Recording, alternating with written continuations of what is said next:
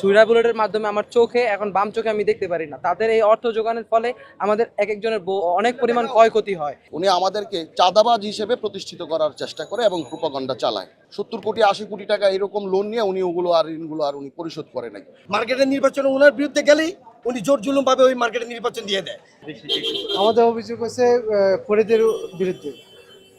ফরিদ আমাদের দোকান দখল করে রাখছে এবং 15 জুলাই থেকে 5 আগস্ট পর্যন্ত ফরিদ ছাত্রলীগ, যুবলীগ, স্বেচ্ছাসেবক লীগের আন্ডারে অনেক চাঁদাবাজি করছে। ফরিদ হচ্ছে গাউসিয়া মার্কেটের সভাপতি।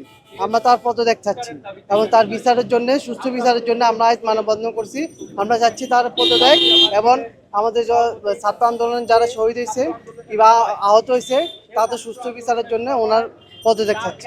বেশ কিছু ব্যবসায়ী ওনার কাছে একটা মোটা অঙ্কের টাকা আমরা ওনার কাছে পাই। এই দাবি দেওয়া নিয়ে ওনার কাছে আমরা যাই, তো উনি আমাদেরকে একটা সময় দেয়, কিন্তু ওই সময় কালক্ষেপণ করে উনি আমাদেরকে চাঁদাবাজ হিসেবে প্রতিষ্ঠিত করার চেষ্টা করে এবং প্রোপাগান্ডা চালায়। তো এর মধ্যে ওনার বিরুদ্ধে অনেক অভিযোগ, আপনারা মার্কেটে গেলেই সরেজমিনে তদন্ত করলে এগুলো বুঝতে পারবেন। আমরা যখন গাউসিয়া মার্কেটের সামনে আমরা একটা মানববন্ধন, শান্তিপূর্ণ মানববন্ধনের আয়োজন করি এবং সেখানে আমাদের দাবিগুলো আমরা তুলে ধরি।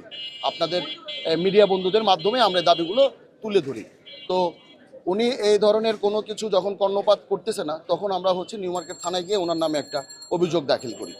তো ওইখানকার ভারপ্রাপ্ত কর্মকর্তা উনি দায়িত্বশীলতার পরিচয় দিয়ে উভয় পক্ষকেই আজকে 10 তারিখে একটা বৈঠক করার আয়োজন করে এবং বলে যে এই দিনে এটা আমরা মীমাংসা করে দেব।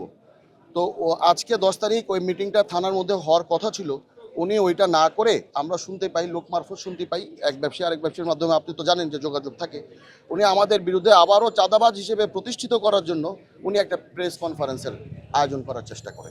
আমাদের দাবি হচ্ছে যে আমরা যে পাওনা টাকাগুলো ওনার কাছে পাই, আমাদের টাকাগুলো দিয়ে দিলেই আমাদের আর কোনো দাবি দাও ওনার প্রতি নাই।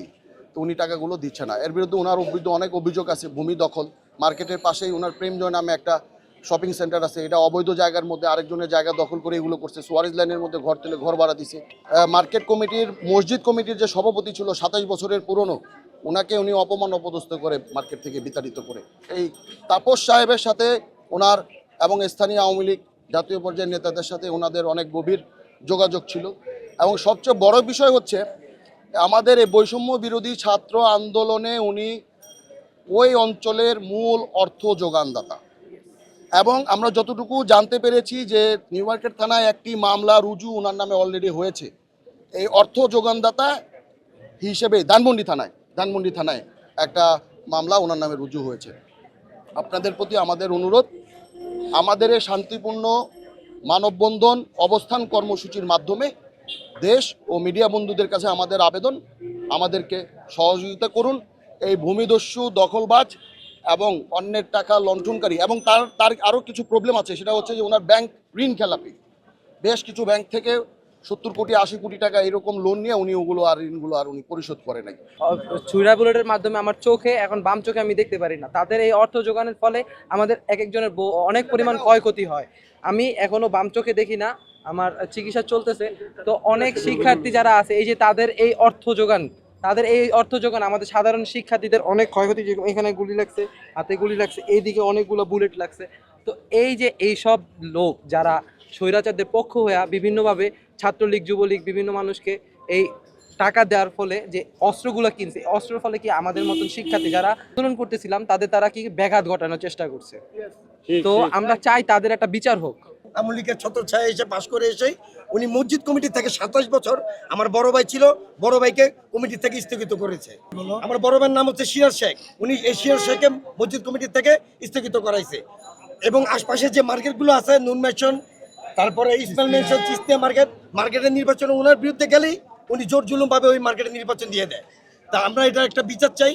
এবং আমরা সবচেয়ে বড় কথা, আমরা যে মানববন্ধন করতেছি, মার্কেটের কিছু লোক ওনার ভয়ে আমরা আতঙ্কে আছি। উনি প্রশাসনের লোক দিয়ে আমাদেরকে যে কোনো সময় হস্তান্তর করতে পারে। আমরা এটার একটা বিচার চাই এবং আপনাদের সহযোগিতা চাই এবং আমরা বাঁচতে চাই।